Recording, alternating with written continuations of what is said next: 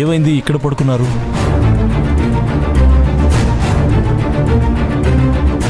కాంచనా, కాంచనా!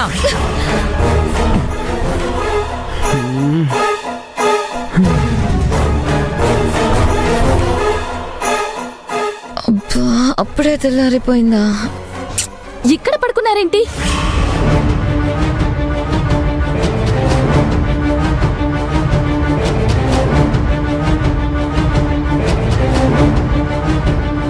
ఇంకెక్కడ పడుకుంటాం అత్తయ్య? ఎటెల్లాలో తోచగా మన ఇంటి గుమ్మం ముందు పడుకున్నాం. రేపో మాపో రోడ్డు మీద పడుకునే పరిస్థితి వస్తుందేమో అనిపిస్తుంది. నైట్ మమ్మల్ని ఇంట్లోకి రానివ్వలేదమ్మా తారక్. తారక్ ఎందుకు ఎలా చేస్తాడు? ముందు మీరేం చేశారు చెప్పండి. తారక్ వచ్చినప్పుడు వాచ్మ్యాన్ గేటు తీలేదని ఆ కోపం మా మీద చూపించాడు మావయ్య. Watchman, watchman! అమ్మగారు చెప్పండి అమ్మగారు. ఏమైంది? నా కూతురు అల్లుడు బయట పడుకునేలా చేస్తావా నువ్వు? అబ్బే, నేనేం చేశాను అమ్మగారు? కారు వచ్చినప్పుడు గేటు తీయాల్సింది కదా. తారక్ వచ్చినప్పుడు మాత్రమే గేటు తీయమని చెప్పాను కదా. నేను అలాగే చేశాను అమ్మగారు. చెన్నయ్య గారి కంటే ముందు నీలవేణమ్మ వచ్చినా మీరు వద్దన్నారని గేటు తీయలేదమ్మా.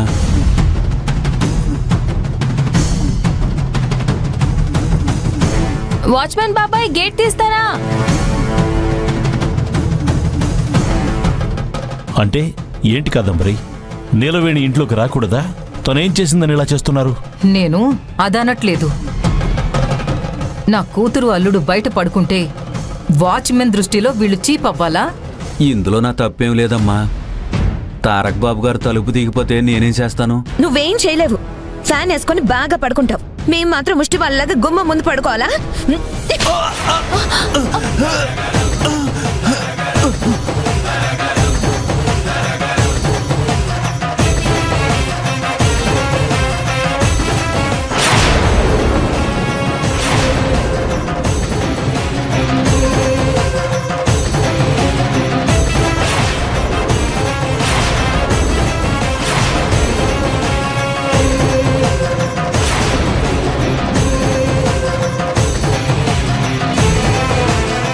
భద్రయ్య,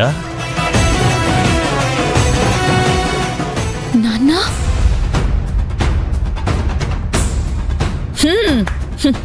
వారెవ్వా, నిన్ను వాచ్మెన్ గా పెట్టి ఇంట్లో కూతురు, తండ్రేమో బయట. మొహానికి మాస్క్ వేసుకొని ఏం డ్రామా ప్లే చేశారు? తండ్రి కూతురు చూసారా? అమాయకుల్లా ఉన్నారు గాని మనకే టోపీ పెట్టి మన ఇంట్లో డ్యూటీ చేస్తున్నారు. వాచ్మెన్ గా వస్తే తప్పేంటి? తనేమైనా దొంగలా వచ్చాడా? దొంగలు రాకుండా కాపలా కాయడానికి సెక్యూరిటీగా వచ్చాడు కదా. మన స్టేటస్ ఏమైపోతుంది? కావాలనే చేస్తారా ఏంటి నాటకాలు? అమ్మా, అలా కాదమ్మా. నేను ఏదో ఒక పని చేయాలని ఉద్యోగం కోసం వేరే వాళ్ళని అడిగితే ఇక్కడ పని చేస్తున్న వాచ్మెన్ ఊరెళ్ళాడని తెలిసి అతని స్థానంలో నన్ను ఇక్కడ వేశారమ్మా డ్యూటీ. లేకపోతే నేను ఇక్కడికి వచ్చేవాడినే కాదమ్మా. ఇక్కడికి వాచ్మెన్ గా వచ్చినట్టు నాకైనా చెప్పలేదేంటి నాన్న? బాబాయ్, పెద్దనాన్న అంటూ మొత్తానికి మేనేజ్ చేసుకుంటూ వచ్చారు, కానీ తెలియనట్టు ఇప్పుడు నాటకాలు ఆడుతున్నారు. ఆయనేదో తప్పు చేసినట్టుగా అలా మాట్లాడుతున్నారేంటి? నోటికొచ్చినట్టు మాట్లాడకండి. వాచ్మెన్ గా వచ్చింది తండ్రి అని నీలవేణికి మాత్రం తెలుసా? తెలుసుంటే రాత్రే మీ మీద సీరియస్ అయి ఉండేది. ఏది ఏమైనా సరే మనతో చెప్ప పెట్టకుండా ఇలా చేయడం తప్పు. ఈ రోజు వాచ్మెన్ ఉద్యోగం చేశాడు, రేపు ఇంట్లోకొచ్చి ఏదైనా తీసుకెళ్ళిపోతాడు. ఇంటి దొంగని పట్టుకోలేం కదా. తప్పైపోయింది అమ్మగారు. మా నాన్న నా గురించి ఆలోచించి చెప్పకపోయుంటారు. నాకు తెలిస్తే ఇక్కడ ఉద్యోగం చెయ్యనివ్వను అని భయపడినట్టున్నాడు.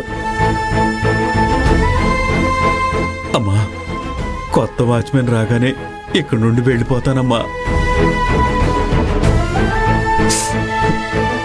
ఇదే ఉద్యోగం వేరే చోటైనా చేసుకుంటాను. ఏదేమైనా మాతో ఒక్క మాటైనా చెప్పాల్సింది భద్రయ్య. నన్ను క్షమించండి అయ్యా.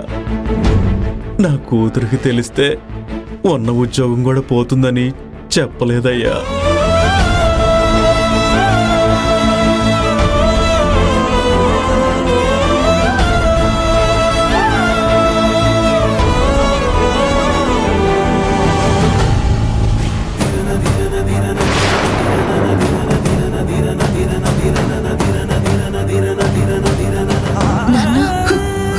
క్షమించమ్మా.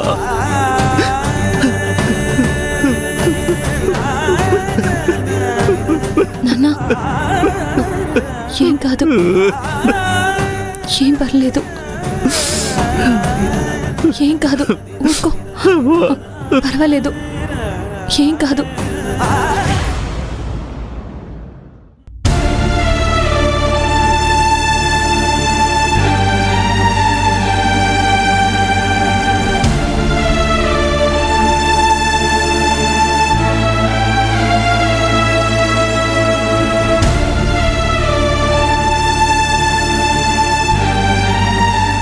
అత్తయ్య, నాకు అర్థం కావట్లేదు, నీకు తెలియకుండా ఇన్ని కుట్రలు చేస్తున్నారేంటి?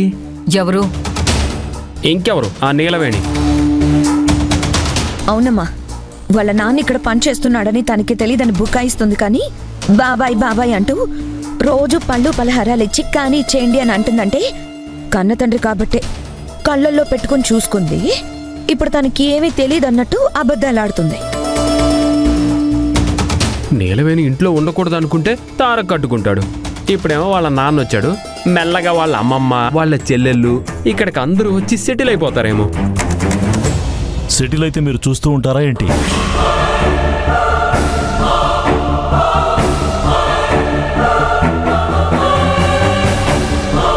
సొంత కోడల్ని పట్టించుకోలేదు, వాళ్ళ కుటుంబం వస్తే మీరు మర్యాదిస్తారా?